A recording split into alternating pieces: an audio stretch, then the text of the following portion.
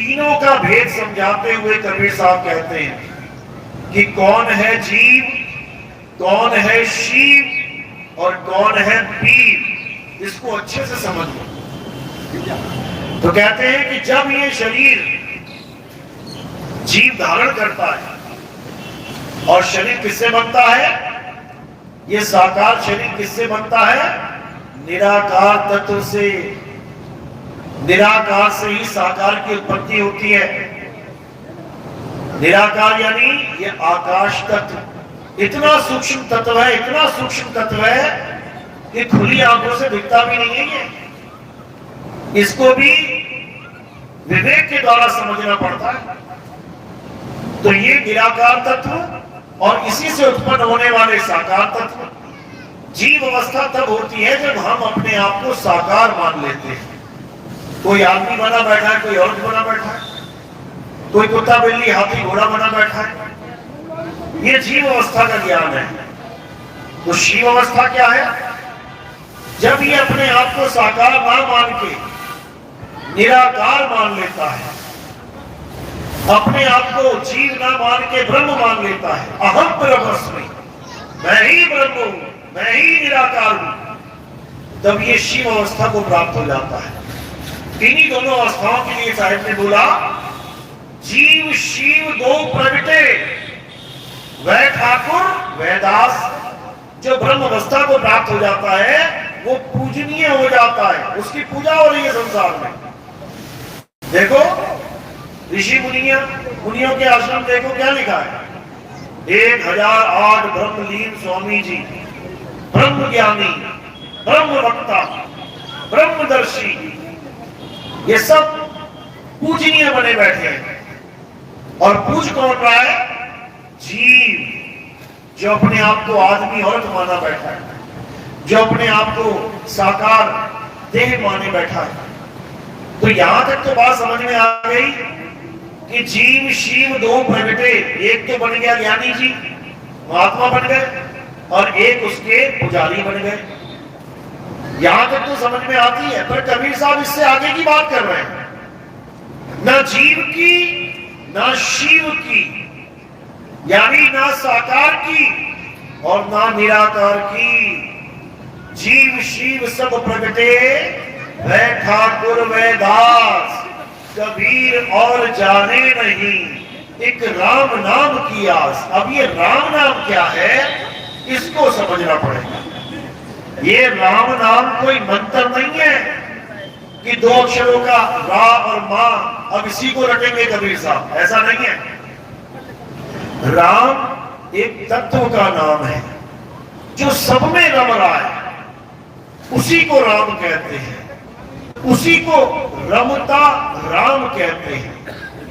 गहरे कस्तूरी कुंडल बसे, मृग ढूंढे बनमाही, और ऐसे रमता राम है ये दुनिया जाने ना है। अब ये रमता राम कौन है, इसको समझना है। ना जीव और ना शिव, इन दोनों से किनारे हो जाओ। अब तीसरा कौन बचा, पीव। अब पीव को जानना है। ये पीव क्या है, इसी पीव की महिमा सब संतों ने गाई है। ये पीव क्या है, ये पीव ही सतनाम है। इसी को बाबा नानक ने बोला, एक को सतनाम, यानी एक परमात्मा, एक पीर, जीव नहीं। कभी गलती से जीव को परमात्मा मान लो, बांधे जाओगे 84 में। तो जीव का तो कल्याण करना है। कल्याण कौन करेगा, पीव कल्याण करेगा। इसीलिए साहब ने कहा, जग में जीव अनंत, अनंत, तुम्हारी एक एक सांस में अनंतों जीव अंदर जा रहे हैं। इसलिए जैन मुनि कपड़ा लगा के रखते हैं अपने मुंह के आगे कि सांस में भी इतने सारे जीवों का अंत हो जाता है, शरीर छूट जाता है उनका, दोबारा शरीर धारण करते हैं, मृत्यु को प्राप्त हो जाते हैं तुम्हारी एक एक सांस से। इसी को समझाया गया कि जग में जीव अनंत, न जाने पीव को, अरे बहुत कहा समझाए 84 के जीव को। इस जीव को बहुत समझाया हमने कि तू पीव को जान ले, जान ले, जान ले, जड़ और चेतन से परे उस महाचेतन को पहचान ले। जड़ और चेतन में नहीं उलझना। जड़ चेतन तो कुत्ता, बिल्ली, हाथी, घोड़ा, सुअर भी है। नाली का कीड़ा भी जड़ चेतन की ग्रंथि है। क्या करोगे उसका? पूजा करोगे क्या? अभी सुअर घुसा है तो अभी डंडे मार के भगा दोगे। तब क्यों नहीं कहते अरे चेतन आया, चेतन आया, आप इसकी पूजा कर ले? तब क्यों नहीं कहते? क्योंकि जड़ चेतन ये दोनों ग्रंथि लगी हुई है, गांठ बंधी हुई है इनकी। ये पूजनीय नहीं है। इसी को गीता में समझाया गया है। अर्जुन, इस दुनिया में 3 प्रकार के पुरुष हैं। एक शर पुरुष यानी जड़ शरीर, एक अक्षर पुरुष यानी चेतन जीव। ये दोनों ही पूजनीय नहीं है। तीसरा पुरुष कौन है? उत्तम पुरुष तो अन्य है। अब वो उत्तम पुरुष क्या है? जिस दिन ये समझ में आ गया उसी वक्त गीता समझ में आने लग जाएगी कि आखिर बात चल किसकी रही है। क्योंकि गीता पढ़ने वाले भी गीता नहीं समझ पा रहे हैं। वो जीव को ही पुरुष माने बैठे हैं और लिखा हुआ है गीता में कि जड़ और चेतन में यही प्रकृति और पुरुष है। बिल्कुल समझने वाली बात है ये। पुरुष से आगे कुछ और भी है। उत्तम पुरुष ये भी लिखा है गीता में। ये क्यों नहीं समझ में आता? पुरुष और प्रकृति का, पुरुष और प्रकृति का उदाहरण देके जीव को पुरुष बना के सिद्ध कर दिया जाता है।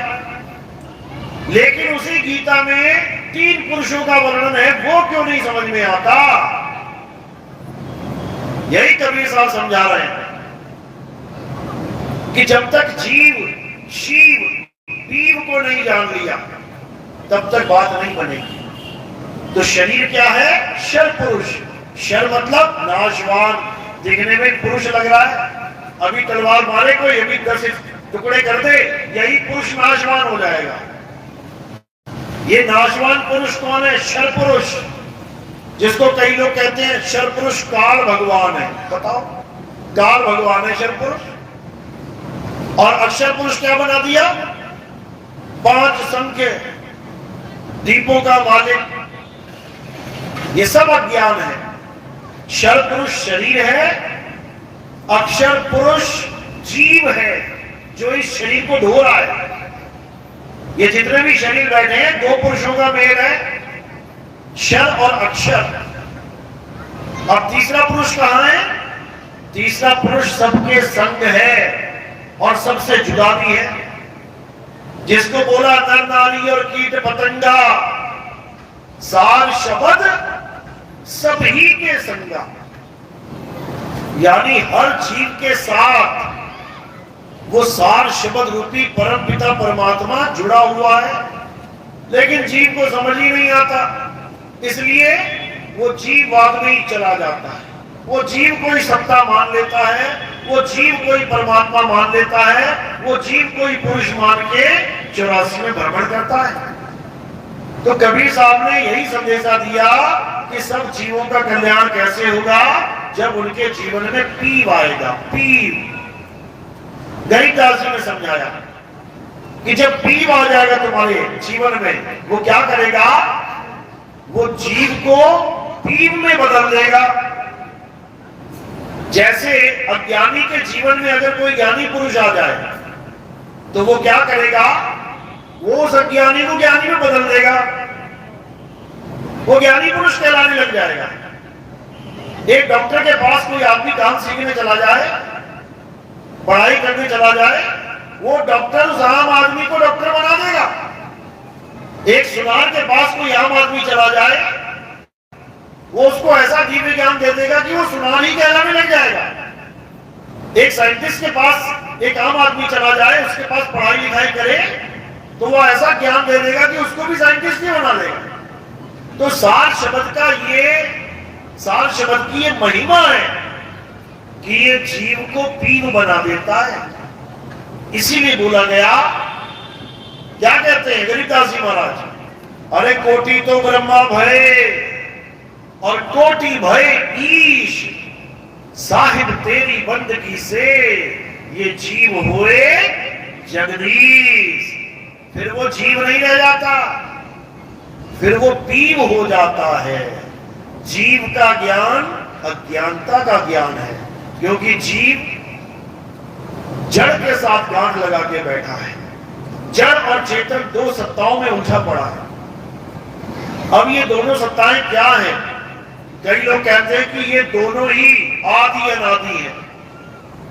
इससे बड़ी मूर्खता और कोई हो ही नहीं सकती कि जड़ भी आदि अनादि है और चेतन भी आदि अनादि है। ये महामूर्खता है। ये आदि अनादि का मतलब होता है जिससे पहले कुछ भी नहीं था।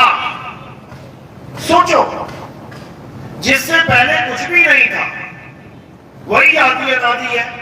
उसी को जगदीश कहते हैं, जिससे पहले कुछ भी नहीं था।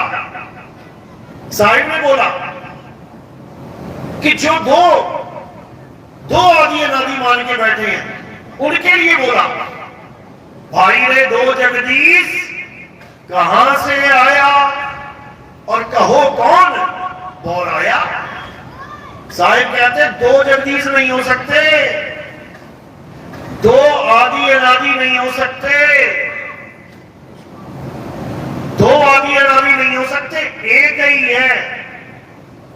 एक है वो आदि अनादि, लेकिन उसको कोई जान नहीं पा रहा है। उसको कैसे जानेंगे? जब तुम्हारे जीवन में सार शब्द भेदी गुरु मिलेगा।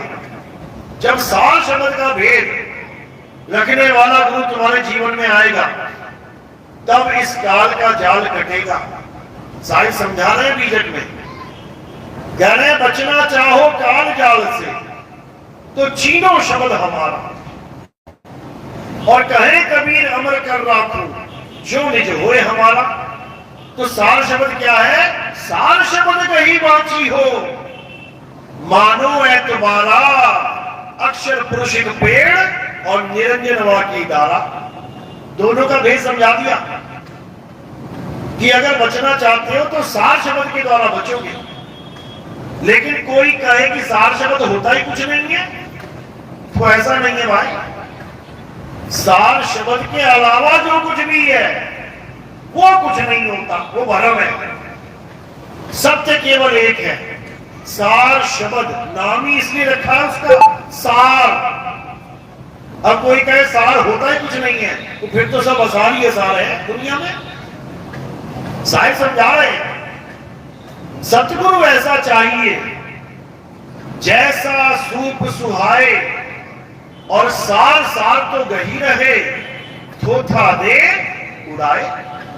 यानी तुम्हें ऐसा गुरु चाहिए जो तुम्हें केवल सार शब्द का भेद समझा दे। सार शब्द लेने देने की चीज नहीं है कि गुरु जी कुछ बोलेगा और तुम ले लोगे।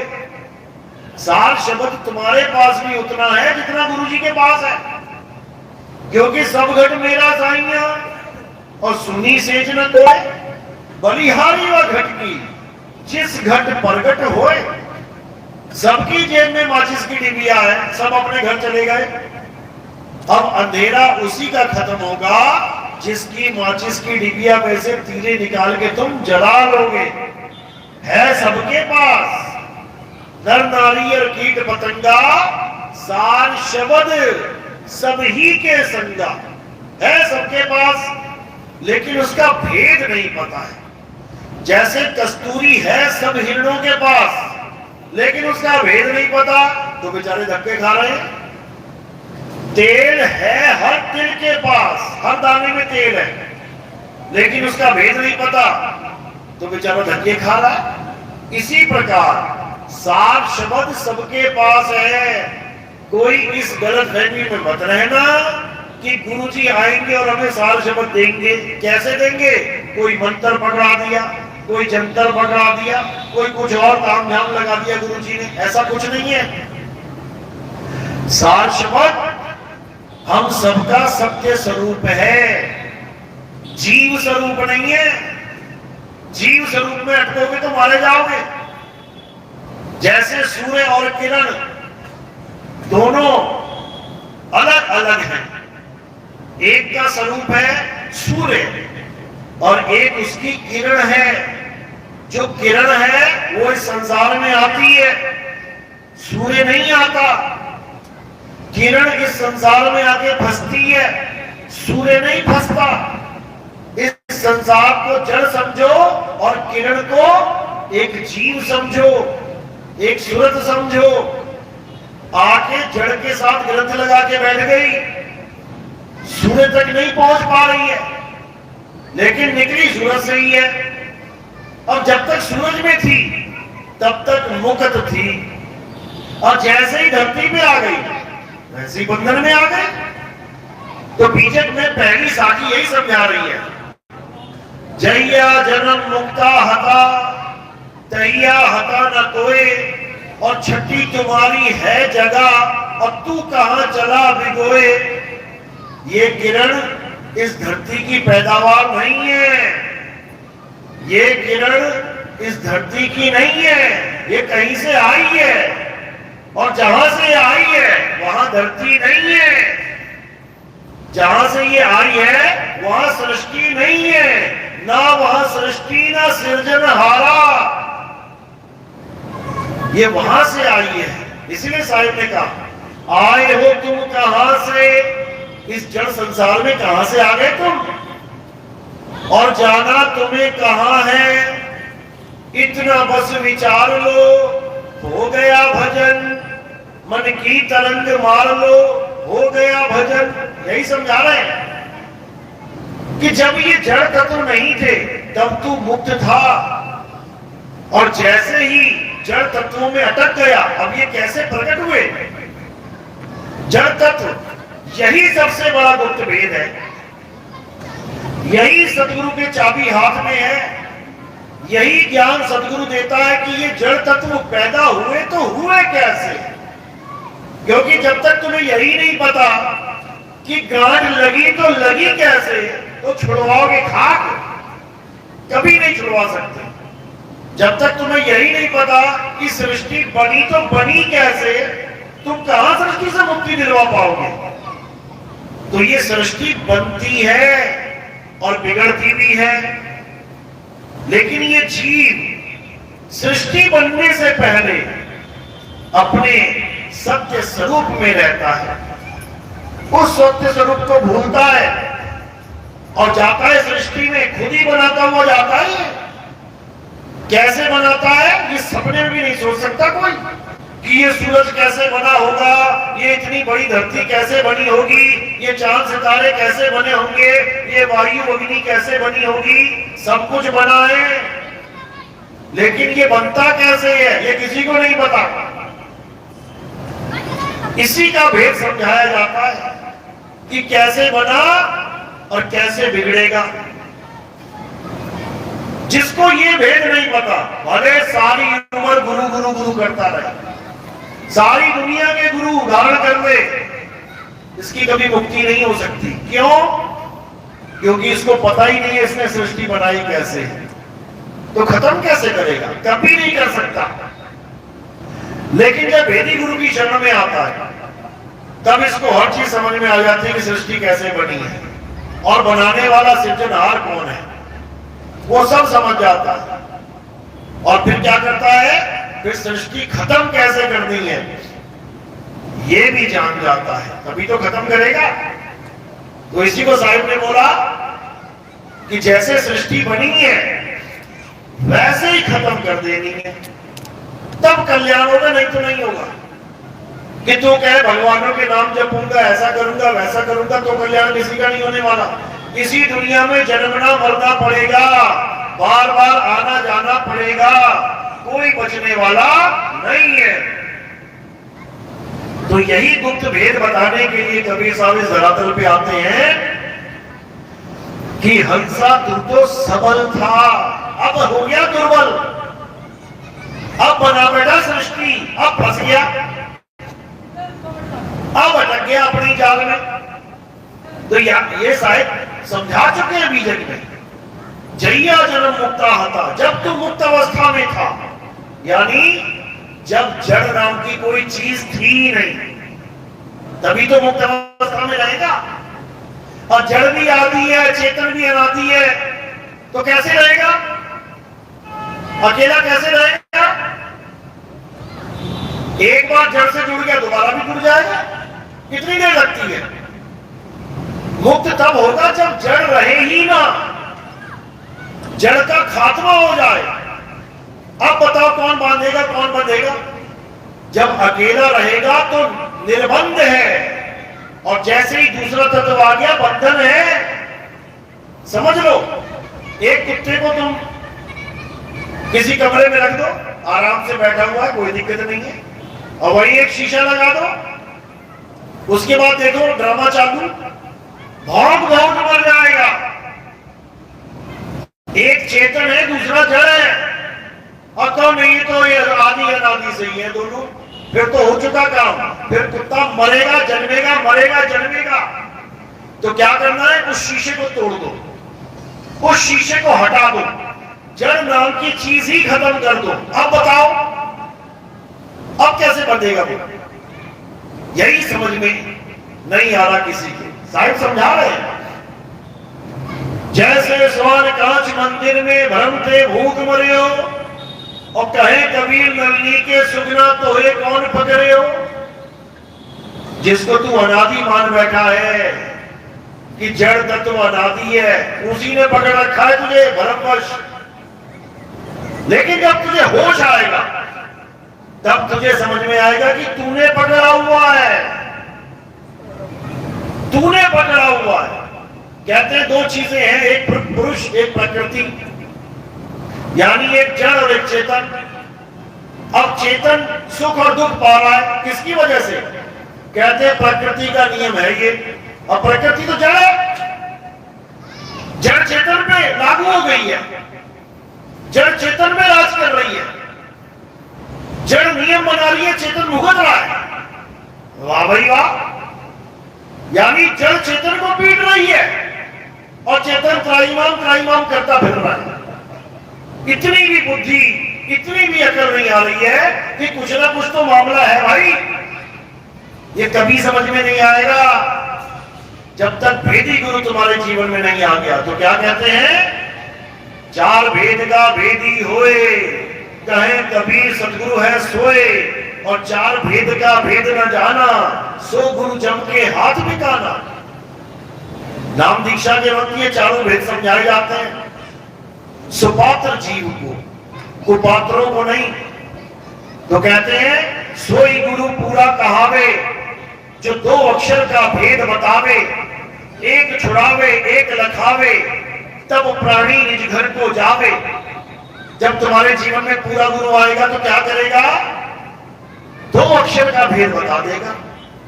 एक अक्षर जिसको दुनिया नाम समझ रही है, मैं गुरुजी से नाम ले आया, नाम नहीं ले आया, अक्षर ले आया। हिंदुस्तानी गुरु हिंदुस्तानी चेला तो हिंदी में अक्षर दे दिए, अरबी गुरु और अरबी चेला तो अरब भाषा में अक्षर दे दिए, अंग्रेज गुरु और अंग्रेज चेला अंग्रेजी में अक्षर दे दिए, पंजाबी गुरु पंजाबी चेला पंजाबी में अक्षर दे दिए, जापानी गुरु जापानी चेला जापानी अक्षर दे दिए। ये तुम अक्षर लेके आ गए, नाम नहीं लाए, क्योंकि नाम अक्षरों से परे है।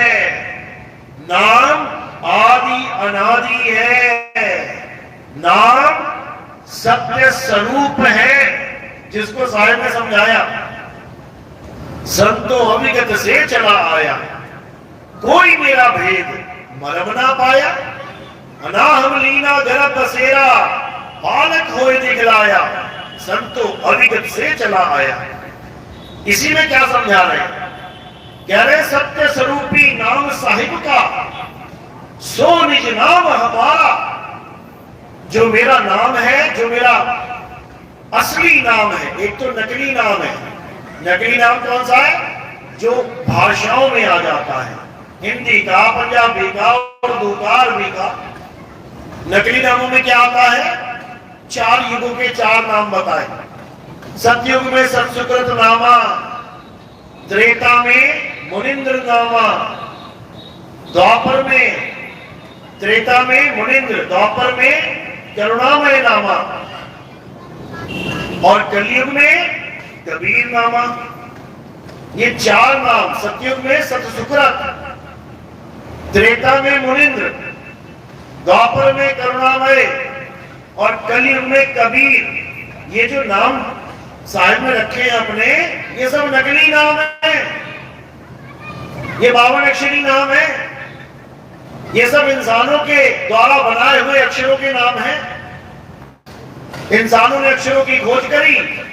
हिंदुस्तान में आ ई का खा गा, इंग्लैंड में ABCDEFG, अरब देश में अलिफ बे ते पे, अलग अलग देशों में अलग अलग भाषाओं के अक्षरों के खोजे गए। लेकिन कोई कहे कि ये असली नाम है, असली नाम नहीं है, ये सत्य नाम नहीं है, असत्य नाम है। लेकिन